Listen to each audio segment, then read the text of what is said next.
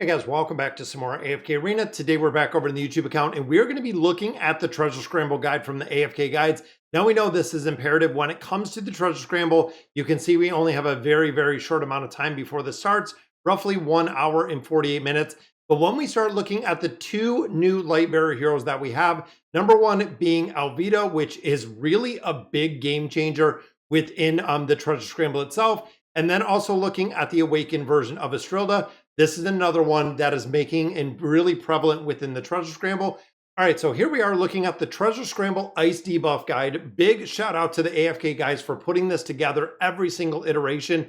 And I want to start in our top left like we always do with our team seal. Now, number one team that we see because of the debuff that we have in this Ice iteration, it is the seal team. This is one, even looking at the two-team variation or the version, this is one that you want to see. And you'll notice two teams, no Alvida SI40. So this is going to be super important when you start building out the signature item. When you start getting to the plus 40 signature item, it actually drops her out of the formation if you do not have her built with that plus 40 signature item.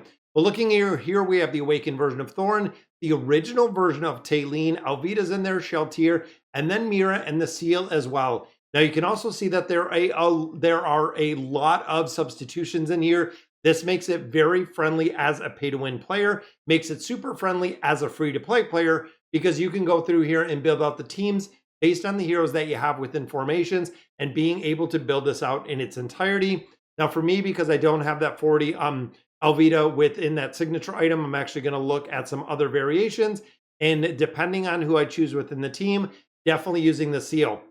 Now, overall, when it comes to beasts and when it comes to beasts within AFK Arena, honestly, probably the Owl's number one, the seal is number two, or a lot of people could even argue that the seal is going to come in as number one, and then the Owl is going to come in at number two. With all the iterations, all of the beasts that we have seen previously, it is really important to build both of those up in the entirety.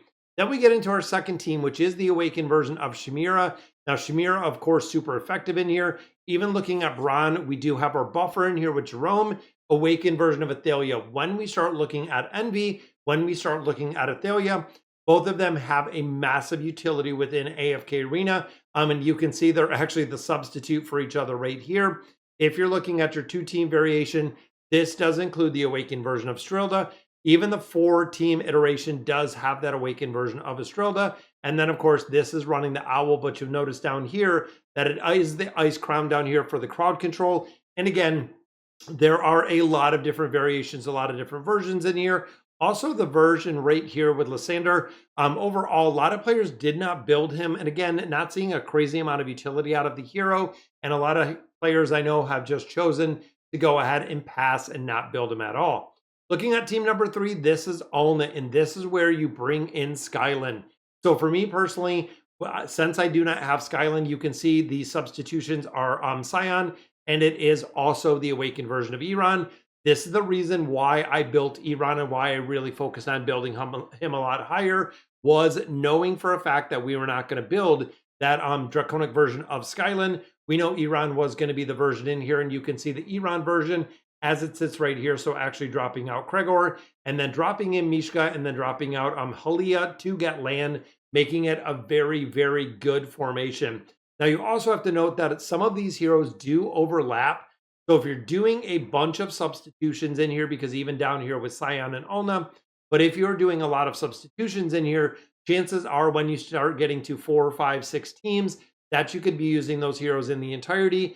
Because of essentially the substitution in lower teams, you might have to look at some variations in there. This is also running Panda Dumpty, what I absolutely love. Now, team number 4, still rocking right in here, guys. We have Albedo, and then we have Rem, as well as Shuna on Velfira, and then this is running Envy. Now, the big thing with Envy, trying to get him to ult. The survivability in there, because you are equal level, that is the reason why we do have the Ice Crown right here. If you can get some crowd control, if you can get the energy going on with Envy, and then when they get to the point of ulting, Envy is just a monster to deal with. Burst damage goes through the roof, which is super imperative. Notice down here that we do have a couple variations in here. We have Caesora in here. We also see a couple in here with Misha. And then we also do have Melion in here. Aurelia's in here. Instant crowd control again with Amelia. within the formation. Rimuru, Laios is in there, Marcio. If you need two dim teams, right here is a combination. Now, like I was saying earlier, when it comes to some of the teams that you might have dimensional heroes, but you don't have, a lot of other built heroes, this is the reason why if you need two additional teams or one additional team, you can actually run this team in its entirety. Looking into team number 5, this is the Matria team. Now, this one with the Shroom Spooter is pretty broken.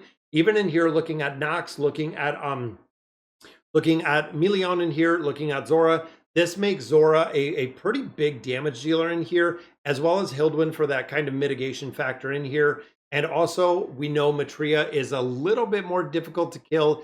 When she does die, she does come back to life. Substitutions down here, still running Kanisa and Rook in here. We see Lucilla in here. We also do have Eugene in here, as well as Kelton. So there are a lot of variations. And as you can see, they're starting to break out a lot of variations in alt comps as you look at the bottom. Now, team number 6, the Awakened version of Lucius. And you can see there is the Awakened version of Estrilda as well. Now we know from the Awakened version of Lucius, he has to run the SP effect or this effectiveness goes down dramatically. That is because of all the conversion that he has. So if you haven't built up really well, he is going to do incredibly well. Now, of course, we have Liberta in here, we have Aurelia in here, and then we do have Lucilla. So Lucilla, Liberta still running together with the Trickery chest in here. Works incredibly well. Now, you'll notice down here in the bottom as well, that really with this formation, if you do not have the Awakened version of Lucius, unfortunately, it is going to be a completely different comp because he is the primary, he is the pivotal one in here that players are building out just based on him, based on skills and abilities to really have the effectiveness with the hero. Then we look at the Awakened version of Sophia. This, of course, is Goran. Arnos is still in here, which is kind of crazy. We have Lan, we have Demia, and then we do have the Awakened version of Sophia with the Treat Spectator in here. Now, of course, before we had Goran, this was Naruko that was being run in here. If you don't have Taros, you can actually run the Awakened version of Antandra in there, as well as a couple ones, including the Chad. We have Kregor in there as well. And then for Land, you can see a lot of substitutions in here. We have Villanelle, we have Palmer in there, Melkry's in here, a lot of different ones. And it's a very short list with Demia, but there is a dimensional version that if you have the variation, if you're an older player, absolutely will work with informations. And then the bonus team, the Awakened version of Iran. So if you do have him built, this is one you could actually work. Now, when we start thinking about the utility, the Awakened version of Iran with Misha is super broken. That's why a majority of the time you always see them two in the exact same formation. Gregor's in here with a lot of the crowd control. You can also see they have Hendrik in here, which is pretty interesting. Rimaru's in here. So we do have a lot of different versions in here and a bonus team, which I like down here with the Awakened version of Athelia. But overall, looking at the two new heroes for AFK Arena, again, thinking of that Awakened version of Estrilda and thinking of Alvida, both of them having a crazy amount of utility, not only in this game mode, but also in a multitude of game modes. We are starting to see them show up across the board, which is very cool to see when it comes to these heroes.